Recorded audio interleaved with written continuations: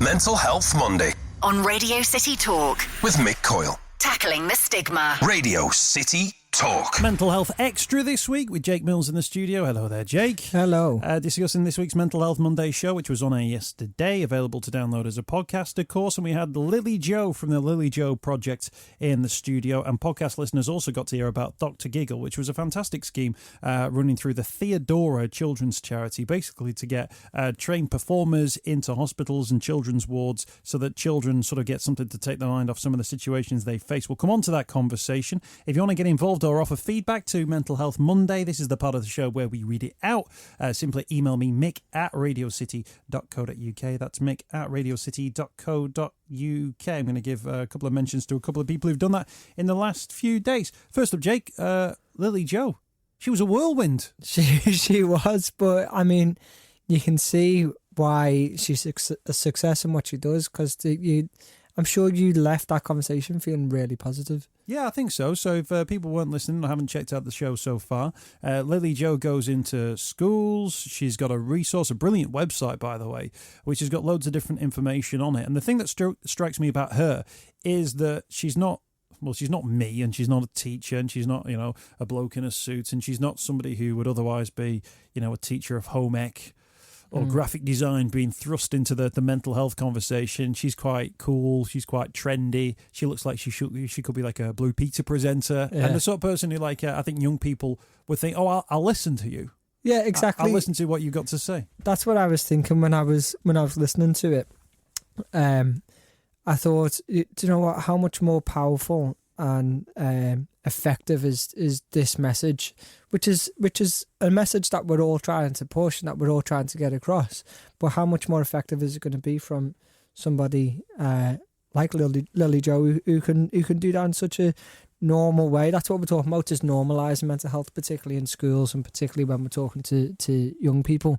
And for me, that's what she's there. She kind of disarms the intensity of the subject and makes it really normal, makes it quite easy to talk about, easy to listen to at the very least, and that's really important. It's really good. So I think she's great. She talked about a whirlwind herself, but we talked about a whirlpool, but she definitely was a whirlwind of positivity. And of course, the other thing was that she was fully trained as well. So not only had she the ability to communicate, but also she knew what she was talking about as well. And that is, I guess, that thing that, that's when you bring somebody into a school environment, that it's not just something where you're reading it off the national curriculum guidelines and go, right, I'll teach that. There's an absolute understanding from her about what she's saying, why she's saying, and the impacts of having those conversations. Exactly. And she's took her experience and what she's learned, but also kind of the things that she's picked up about. She's tailored what she's doing for a reason, for a purpose. And as you said, I think you said yesterday that I'm sure there'll be a lot of parents who are going to be directing people to the website, and hopefully so, because it is a brilliant resource for young people. And one of the things I picked out with her from the website, thelilyjoeproject.com. You know what, Mick? You just couldn't get that right, could you? And you still haven't. This is true, but I always correct myself. thelilyjoeproject.com. Lily with 2 L's, but not 2 L's in a row. Yeah. It comes up if you just type in Lily Joe Project. It comes up if you just Google search that. But there's a thing on, and I thought, you know what? That is such a simple thing, but it makes such a big difference. And I mentioned it on the programme yesterday. It goes, if you are anxious, you will feel like this, maybe. And then just a list of not just 1, 2 or 3 things, 12 different things. And I thought that's really helpful, because I know many people who've gone, oh, I had a terrible turn. I had, I feel awful. I just had a panic attack, but I'm not worried about it. I'm not stressed about anything. And if you then turn to something like that, where you can go down a list of not 1, 2, 3, but 12 or 13 different things, that you go, oh, actually, no, that does resonate with me. Oh, that makes sense now. Now that I've read that and found out more information. Exactly, and that's the kind of the benefit of the way that it works as well, is that it's user focused, it's people focused, it's actually using people's experiences. It's not just kind of saying, as you said, it's not just going, well, these is the top 5 things. You might feel this. It's actually listening to people and finding different things, different ways that people have felt, and listen to that, because I've said this before, no matter what you feel or no matter what you think, somebody else has thought it, somebody else has felt it. So it's about just kind of tapping into that and saying, look how many other people are feeling this way as well. Yeah, absolutely. TheLilyJoeProject.com, loads of different information on there. And the sections across the top have got all the details as well. Anxiety, self-harm, eating disorders, low self-esteem, childhood trauma, grief and loss. And then there's the blog and the help section as well, which is some signposting. There's loads of stuff in there. The self-esteem thing is really interesting because, of course, Lily goes into school. She's in school today. She's been tweeting. Self-esteem is basically the way you feel about yourself. If you generally feel good about yourself, then you have high self-esteem. But if you feel bad about yourself, then you have what's called low self-esteem. You know, it's written in a simple way that we can understand. Self-esteem is like weight. It can go up and down throughout the weeks, months and years. Sometimes you may feel like you have high self-esteem and then something might happen, knocks or shakes you, which results in you feeling less confident. Read and watch some tips on how to learn to feel better about yourself. Then there's loads of information on there of top tips, exercise, thinking positively, a healthy diet, online CBT. So, you know, there's a whole range of different things as well, but it's not just about what it is, it's about what you can do with it and signposting to those places. Yeah, and again, it's about kind of making it pretty clear that, you know, self-esteem is a thing that we will always have, whether it's good or bad, low or high. It's something that will always be there, and that's kind of, again, that's the point that we're trying to get across about mental health is something that you will always have, whether it's good, bad, mediocre, it doesn't matter, it's always there. So it's always something to think about. Self-esteem is always something to think about, and it's kind of preparing yourself to know that, okay, yeah, it might be good now, but it might not be good another time, but here's the things that you can do to either prevent that or to help you if that happens. Tom, thank you for your email. Thank you for your email to the station. Hi Mick, I'd like to tell you about an arts and wellbeing activity which I run. If you have some time available for me to tell your listeners, that will be wonderful. I'll make a bit of time for you now, Tom. That's why we do this part of the show. I run creative writing workshops in Liverpool, which incorporate mindfulness. My workshops incorporate the 5 ways to mental well-being. They involve looking at natural forms, exploring the senses, and becoming aware of the present moment through basic meditation as a starting point for mindful writing exercises. The sessions can also involve going outside to visit a nearby park or natural setting for inspiration. If appropriate, my workshops are open to people with any or no previous experience. They're fun, collaborative exercises as well as more reflective, individual ones. There is a non-judgmental approach when the process is as important as the result. Any sharing of work is done voluntarily and there is no marking. Content includes introductory meditation, awareness of breath, senses and body, various writing exercises, walking in nature, and goes on to talk about the work that he does. You can get in contact with Tom and the work that he does through his Facebook page, facebook.com, not .tom, that would have been a very personal website, facebook.com/mindfularts1.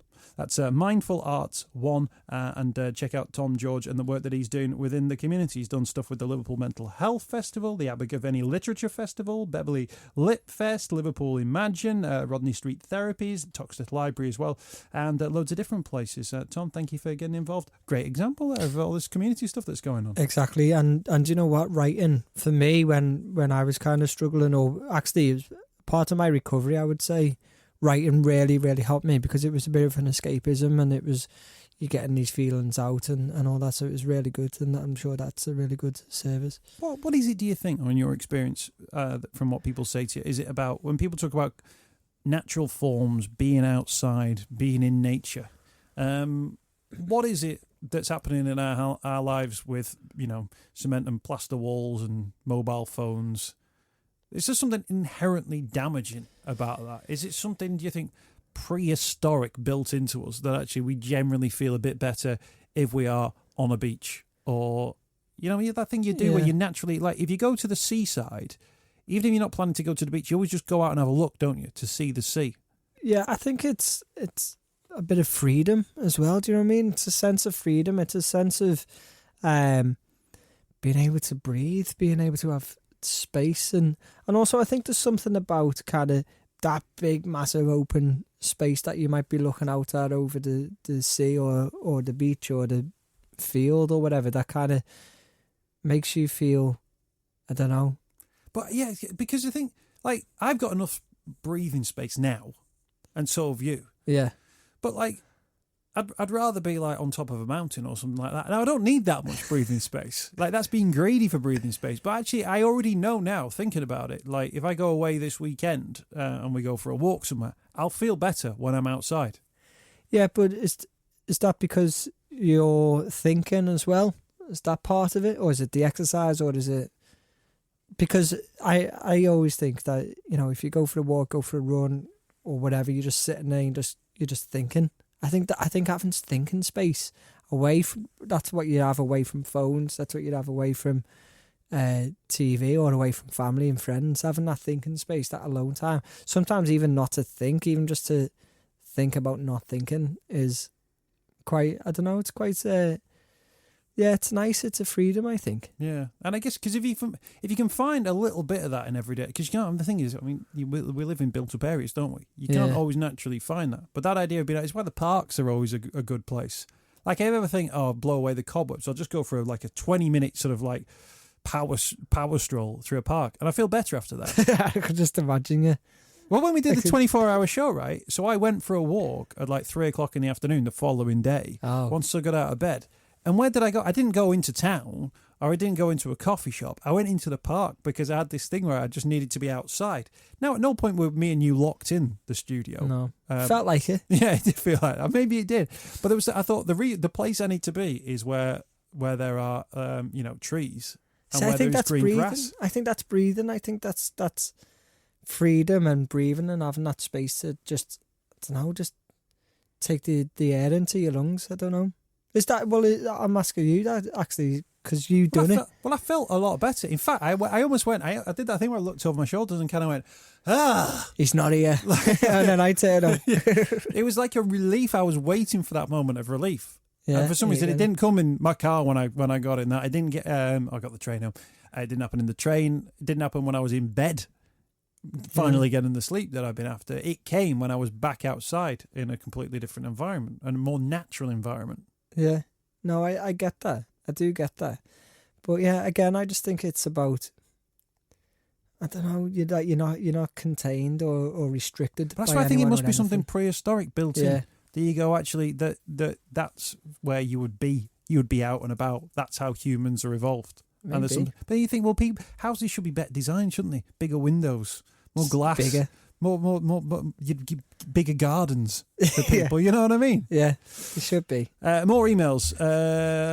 Contentment, the Yellow House Mental Health Project. As part of our ongoing contentment programme, we will, as usual, be celebrating International Yellow Day on the 30th of March. This is Vincent van Gogh's birthday, and it falls on Good Friday this year. We will be hosting Vincent's birthday party at Yellow House on Tuesday, the 3rd of April at 6 p.m. They're based on Dale Street, corner of Dale Street and Water Street. Please come along, and they've all got all of the information up on their Facebook page. Wear yellow for International Yellow Day, and be part of Vincent's birthday party as well. That's taking place this coming Tuesday, the 3rd of April. So that will be next Tuesday at 6 p.m. as well. Vincent van Gogh. Now, George McCain is brilliant when you speak to him. He goes, Van Gogh is a classic example of somebody now, if he was around now, you'd be able to pick out 5 or 6, 7, 8, 9, 10 mental health issues, as opposed to somebody go, oh, yeah, he's that one who was a bit mad and cut off his ear. And you think, well, he didn't do that as, a bit of a giggle.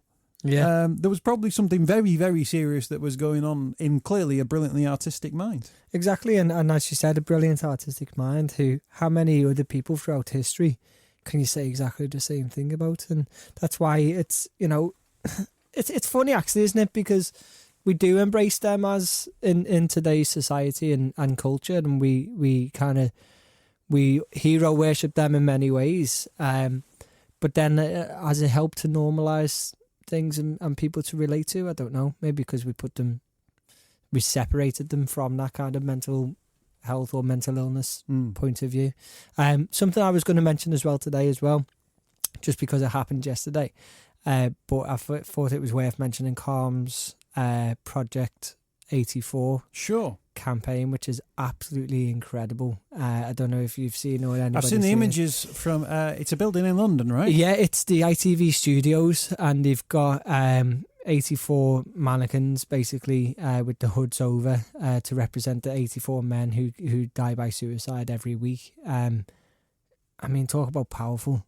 it really, really is such a huge, fantastic campaign that's the idea is to make the invisible visible. And as far as kind of a symbolic kind of campaign goes, that's right up there with something that's going to stop people in their tracks. Yeah, if people haven't seen it, it's quite, no offence ITV, but it's quite like a brutal, I don't know, like a 1960s building, but the statues are stood around the edge as you would perceive a man on the ledge sort of thing. But also off the back of it, the social media has reflected on people who've lost brothers, uncles, dads to it.